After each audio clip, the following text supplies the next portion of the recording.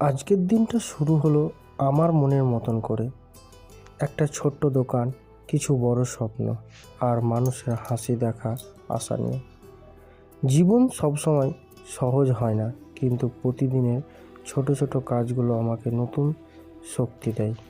আজও আমি চেষ্টা করেছি প্রতিদিনের মতন, তবে আজ অনেক কিছুই সমস্যা হয়ে গিয়েছে। ঘুম থেকে যখন উঠি অনেক দেরি হয়ে যায়, তাই বউ খুব রেগে গিয়েছিল। রেগে যাওয়ার কারণে আমি খুব তাড়াতাড়ি দোকান বেরিয়ে গিয়েছিলাম বাজার করতে, কিন্তু সেখানেও অনেক লেট হয়ে যায়, তাই আজকে দোকান খুলতে অনেক দেরি হয়ে গিয়েছিল। তোমরা দেখতে পাচ্ছ আমি একসঙ্গে দুটো ওভেনে কাজ করছি। কি করব, দোকানটা যে অনেক লেট হয়ে গিয়েছিল। আর এদিকে তো এমনিই মন খারাপ হয়ে গিয়েছিল, কারণ এতগুলো যখন খাবার জিনিস তৈরি করা থাকে আর মার্কেটে যখন দেখি কোনো লোকজন নেই, হঠাৎ করে দেখি ভগবান যেন উদয় হয়ে এসেছে।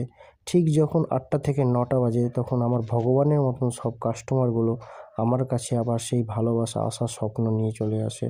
তারাও চায় একটু ভালো খেতে, তাই আমি চেষ্টা করি সমস্ত খাবার তাদেরকে ভালোভাবে মন থেকে দেওয়ার জন্য। তাই আমি কন্টিনিউ একই রকমভাবে শুরু করে যাই। এদিকে দেখতে দেখতে প্রায় 10:30 বেজে গিয়েছিল। শীতের রাত, কুয়াশা পড়ছে, তাই দোকানটা যেন লাগাতে হবে তাড়াতাড়ি। আর আমার বউ এদিকে রেগেছিল সকাল থেকে, কিন্তু আমি তাকে বারণ করলাম না। সে আমার কাছে শুধুমাত্র একটা এগরোল খেতে চেয়েছিল, তাই আমি তাকে ভালোবেসে একটি চিকেন এগরোল করে দিলাম। খুব খেয়ে শান্তি পেয়েছি আমি। তার হাসি দেখেই যাক অন্ততপক্ষে মনে হয় যেন রাগটা ভাঙলো। তারপর আবার একটা কাস্টমার আসলো, সে একটা অমলেট চাইলো। আমি তাকে তার মতন করে অমলেট তৈরি করে দিলাম। আমার খুব খিদে পেয়েছিল। বউ বাড়িতে বাঁধাকপির তরকারি করেছে, কিন্তু আমার আজকে ইচ্ছা হলো না। আমি তাই পারমিশন নিয়ে বললাম যে ঠিক আছে, আজকে আমি তড়কা খাই। আমাকে প্রতিদিন খেতে দেয় না, কারণ সে বলে তুমি যদি সব খেয়ে নিবা তাহলে কাস্টমাররা কী খাবে। এই নিয়ে সব কিছু গল্প করতে করতে প্রায় বেজে গেল 11টা। দোকানের সমস্ত কাজ শেষ করে বাসনপত্র রেখে দিয়ে তারপরে আমি দোকান ঝাড় দিয়ে শাটার লাগিয়ে ফেললাম।